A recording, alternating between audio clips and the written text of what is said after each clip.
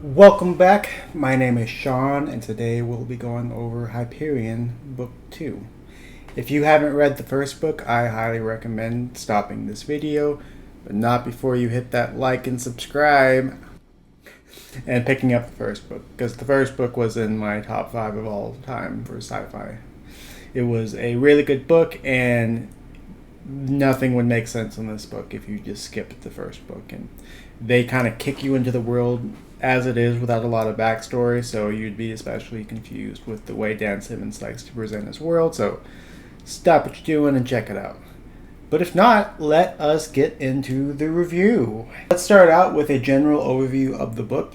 We are kind of pick up right where we left off with a couple twists. The first book had a interesting narrative structure where you had the main sort of framing story, and then you went back into the past of each of the main characters, and during this time you kind of built up towards everyone having an experience with the strike or some sort of weird experience with Hyperion, and they all kind of converge in the central point, and right when they converge and get onto Hyperion itself, that's when we're left off and we start the second book. But there are some twists that Dan Simmons decided to throw in there. We don't actually start out with the Pilgrims. We start out with a new character, who I won't spoil anything for. But, basically through a different narrative device, you're kind of experiencing what's happening in the hegemony and the web and how they're reacting to the events of the main characters of the last book, but then in real time getting updates of what's happening with the Pilgrims themselves. We get to see each individual Pilgrim go through their individual quest that has been set forth by either Hyperion or the Strike, and then we're actually seeing real-time consequences and fallout in the other story, which is an interesting choice. I haven't quite made up my mind completely on whether it was good or bad. With this type of structure, we're actually able to dive a lot more into the world of Hyperion, which the first book just kind of kicked you in there, didn't explain anything, and you just kind of picked it up as you went. This book actually kind of goes out of the way to explain and expand some other things in order to kind of make sense of the plot. Overall, I would say I liked it. I don't think I liked it more than I liked the first book, but some of the choices I thought were interesting. It's kind of hard to find the balance because I really enjoyed the world building in this one and how they kind of expanded out on certain themes and topics, and stuff like the web and the AI that they kind of briefly mentioned in the first book, and sort of a background of Hyperion itself.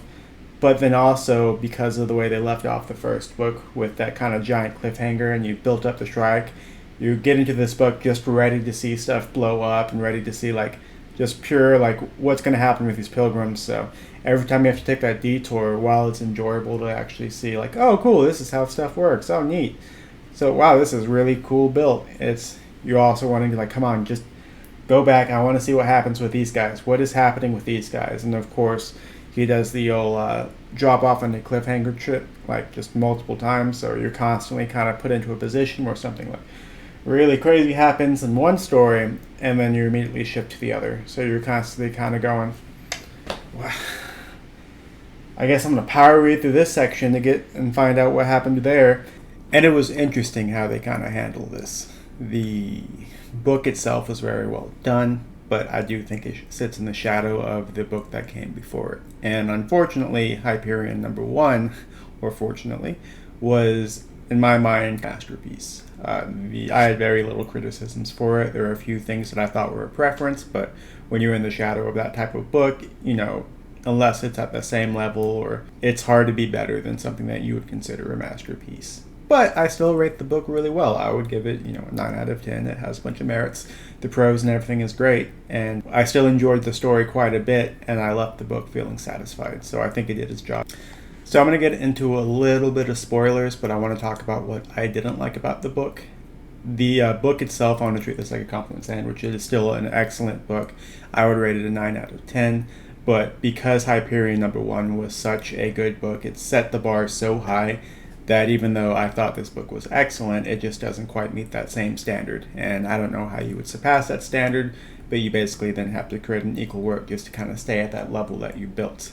It's unfortunate, but I want to talk about things that actually bothered me. But part of the reason why I had kind of a disconnect with this book was the end of Hyperion you're left kind of building up this mythical being, the Strike. Everyone is now on this kind of planet, and you're ready just to see everything explode, and just a kind of crazy amount of like plot and actually confronting this monster that we've seen over and over and over again.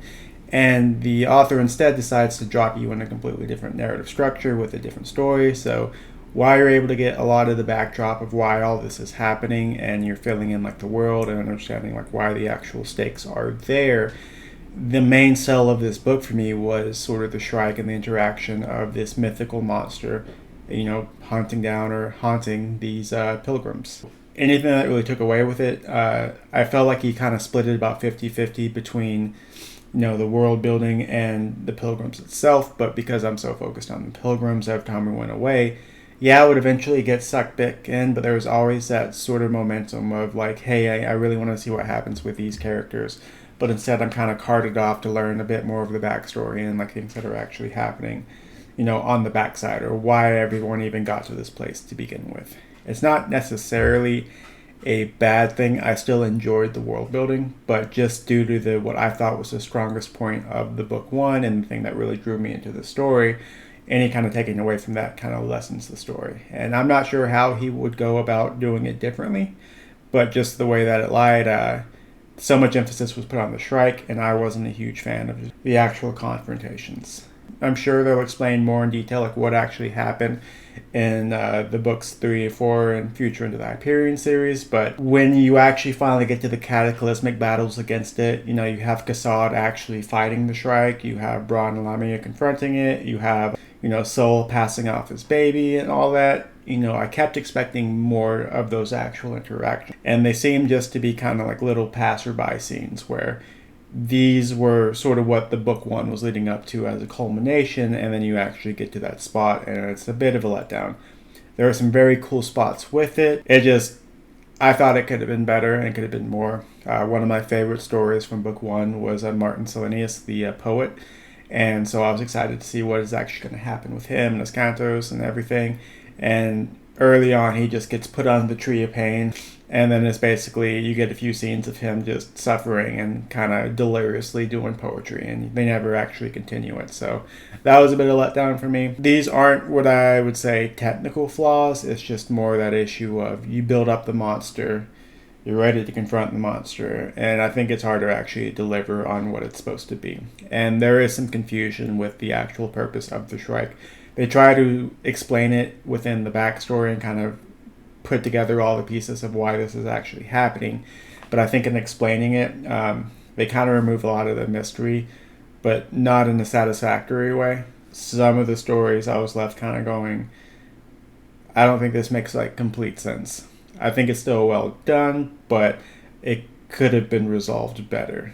But the good. To wrap this up with some positivity, this was an excellent book. I thought his prose was actually better in this book than it was in book one. So he did, I think, improve. While I didn't like some of the actual like conflicts and confrontations of like the Shrike and sort of the other things, or even the taking away to build up on the backstory and do some exposition, I was still very much satisfied with how the series like kind of resolved or how the book ended.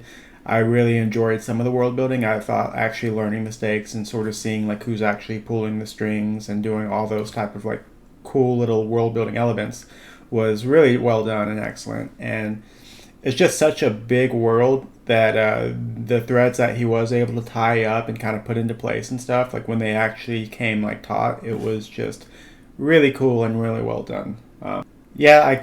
The Shrike confrontations could have been better, and I think some things could have been resolved more, but like when I put down the book, I felt satisfied with the ending. And I know with the books in the future, they're going to kind of take place in the future, so you may not be following the same character arcs, but he did a good enough job hooking me in where, despite knowing that the future books aren't on the same level as book 1 and 2, I still want to check them out and see what happens. Dan Simmons as an author has kind of done his job, and I want to see what happens next, and I'm really curious about what he's going to do with this world. So that's kind of the greatest praise I can get to it, like knowing that the next books aren't going to be on that same level. I'm still curious to see what's going to happen. Maybe I'll be disappointed by it, maybe not, but he's built such a cool, intricate, original world that I'm just really interested to see like where it's going to go. You know, good or bad, I'm in it for the long haul now. So to wrap everything up, Fall of Hyperion was still an excellent book. I'd still give it a 9 out of 10. I thought the prose was great, the world was interesting, and while certain elements of it I thought could have been better, that is me speaking out of love for this series. I just enjoyed the first book so much that I was really invested in sort of seeing certain conclusions happen certain ways. So any type of preferential criticism I have, it's ones I wouldn't necessarily have had for a book I didn't enjoy. I thought it was excellent, and if you like book 1, you should check out book 2. I can't give that same feedback for books 3 and 4 yet. Well, I've heard the general consensus is they're weaker books in the series, but he did such a good job knowing that. I definitely want to check him out. But I hope this was good for you guys. If you guys liked it, please hit that buttons to make the algorithm say, hey, let me recommend some more booktube content by me. This was a fun read. Not sure what I'm going to read next, but I will eventually circle back to the Hyperion world and see what happens next. This was good. I appreciate everyone for taking the time out of the day and watching. And if you guys have any recommendations or see any books that you actually want reviewed, leave a comment. I'd be happy to actually go through and get a little more community involvement with this. So thanks for watching, and bye-bye.